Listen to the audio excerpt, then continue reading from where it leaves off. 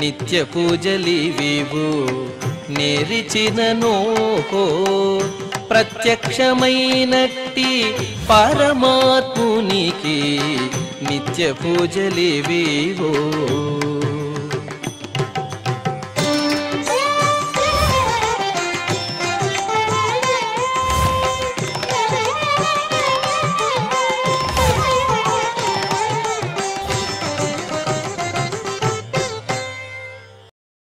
ఓం నమో వెంకటేశాయ. ఈరోజు శనివారము, శ్రీ విశ్వావసునామ సంవత్సరము, దక్షిణాయనము, వర్ష ఋతువు, శ్రావణ మాసము, శుక్లపక్షము, పూర్ణిమ తిథి, శ్రవణ నక్షత్రము, ఆగస్టు 9, 2025.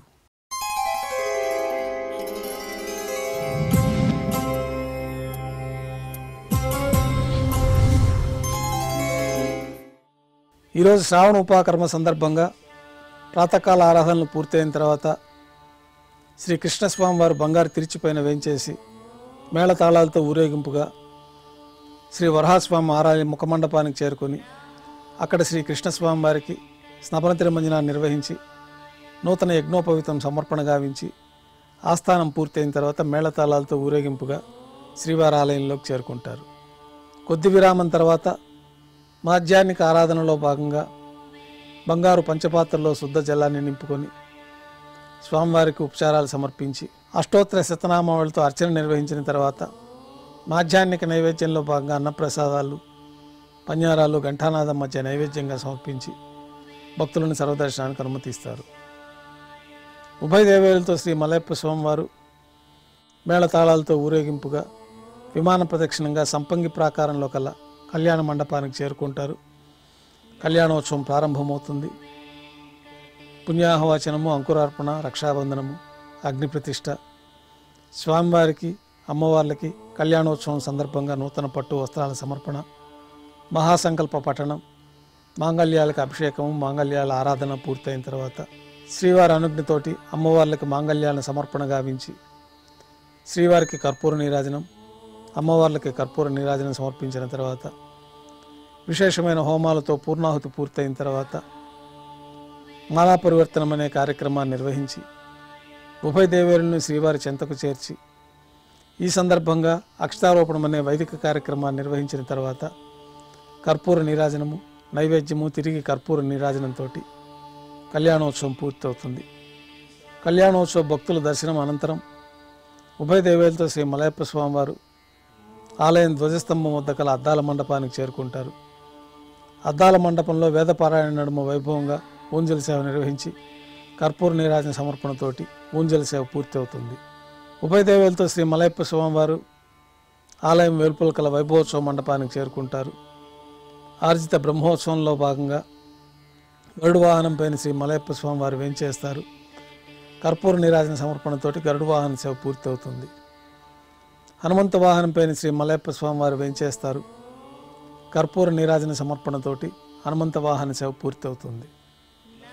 పెద్ద శేష వాహనం పైన శ్రీ మలయప్ప స్వామివారు వేంచేస్తారు.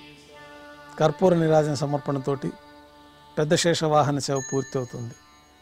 బంగారు తిరిచిపైన శ్రీ మలయప్ప స్వామివారు వేంచేసిన తర్వాత ఉభయ దేవేరులతో కలిపి శ్రీ మలయప్ప స్వామివారికి కర్పూర నీరాజన సమర్పణతోటి ఆర్జిత బ్రహ్మోత్సవం పూర్తి అవుతుంది.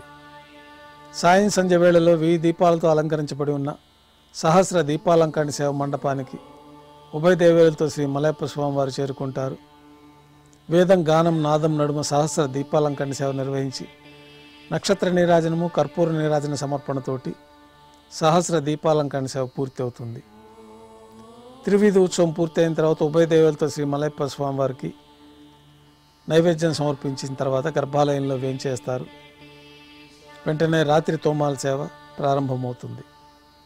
ఉదయం సమర్పించిన పుష్పమాలికలన్నీ సళ్లింపు చేసుకొని గర్భాలయాన్ని శుద్ధి చేసుకొని రాత్రి తోమాల సేవలో భాగంగా బంగారు పంచపాత్రలో శుద్ధ జలాన్ని నింపుకొని శ్రీవారికి ఉత్సవమూర్తులకు ఉపచారాలు సమర్పించి కొత్త పుష్పమాలికలతో శ్రీవారికి ఉత్సవమూర్తులకు అలంకరణ జరిపి చతుర్వేద మంత్రాలతో మంత్రపుష్పాన్ని సమర్పించి నక్షత్రహారతి, కర్పూర హారతితోటి రాత్రి తోమాల సేవ పూర్తవుతుంది. తులసీ దళములతో అష్టోత్తర శతనామావళితో అర్చన నిర్వహించిన తర్వాత రాత్రి నైవేద్యంలో భాగంగా అన్నప్రసాదాలు, పన్యారాలు, దోస, ఘంటానాదం మధ్య శ్రీవారికి నైవేద్యంగా సమర్పించి తిరువీస నైవేద్యం పూర్తయిన తర్వాత భక్తులని సర్వదర్శనానికి అనుమతిస్తారు. కొద్ది విరామం తర్వాత ఏకాంత సేవలో భాగంగా రాత్రి సమర్పించిన పుష్పమాలికలు సళ్లింపు చేసుకొని గర్భాలయాన్ని శుద్ధి చేసి బంగారు పంచపాత్రల్లో బ్రహ్మ తిరువారాధన కోసమై బంగారు బిందెలోని తీర్థాన్ని సమర్పించి ఏకాంత సేవలో భాగంగా కౌతుకభైరమైన శ్రీ భోగ శ్రీనివాసమూర్తి వారిని బంగారు పట్టు పాన్పు పైన వేంచేపు చేసి ఈ సందర్భంగా శ్రీ భోగ శ్రీనివాసమూర్తి వారికి దారోష్ణమైన గోక్షీరము, జీడిపప్పు, ద్రాక్ష, కలకండ కలిపిన మిశ్రమాన్ని నైవేద్యంగా సమర్పించి కర్పూర నీరాజనంతో ఏకాంత సేవ పూర్తి అవుతుంది. ఓం నమో వెంకటేశాయ.